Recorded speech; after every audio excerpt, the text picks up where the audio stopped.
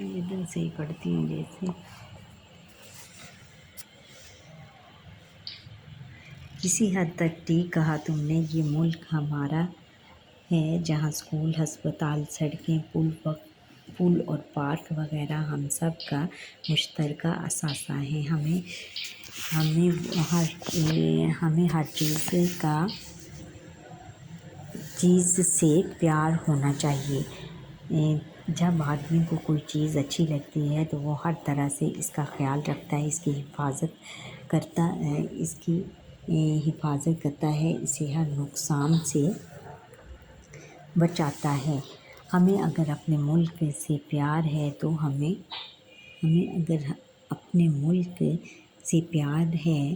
ہمیں ہر طرح سے اس کا خیال رکھنا ہوگا، تب ہی ہم اچھے شہری بن سکتے ہیں، حامد صاحب نے تفصیل سے سمجھاتے ہوئے کہا۔ فوزیہ کہنے لگی، ابا جان، اس کا مطلب یہ ہے کہ اچھا شہری صرف اپنے لیے نہیں بلکہ سب کے فائدے کے لیے سوچتا ہے، اس لیے وہ کسی چیز کو نقصان نہیں پہنچاتا۔ حامد صاحب نے کہا، اچھا شہری اپنے گھر سے لے کر گلی محلے سے قصبے اور پھر پورے ملک بلکہ پوری دنیا کو اپنا سمجھتا ہے۔ طیب کہنے لگا، ابا جان، آپ نے تو بہت اچھی بات بتائی۔ طیب کہنے لگا، یہ تو بہت اچھی باتیں ہیں۔ فوزیہ کہنے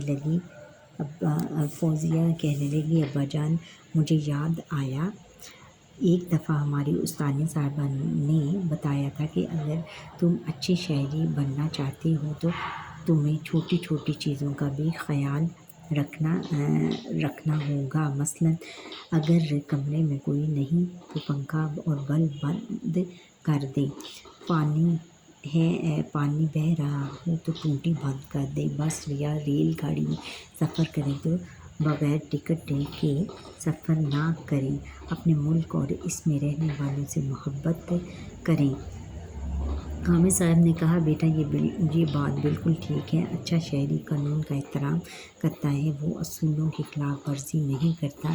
ڈاک خانہ ہو یا بینک، ہسپتال ہو یا بسوں کا اڈہ، ریلوے اسٹیشن ہو یا ایئرپورٹ، وہ ہر جگہ اپنی باری کا انتظار کرتا ہے۔ عافیہ نے کہا، ابا جان، ہمیں اپنے گلی محلے کا بھی خیال رکھنا چاہیے۔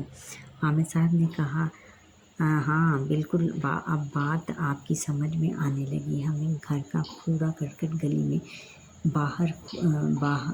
میں یا باہر کھلی جگہ پر پھینکنے کی بجائے کوڑے دان میں ڈالنا چاہیے۔ گلی میں یا سڑک پر کہیں اینٹ، پتھر، کیلے کا چھلکا،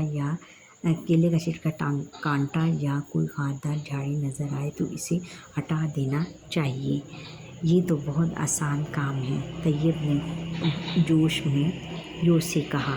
حامد صاحب نے کہا، اگر ہم ان چھوٹی چھوٹی چیزوں کا خیال رکھیں گے تو اچھے شہری ہی بنیں گے۔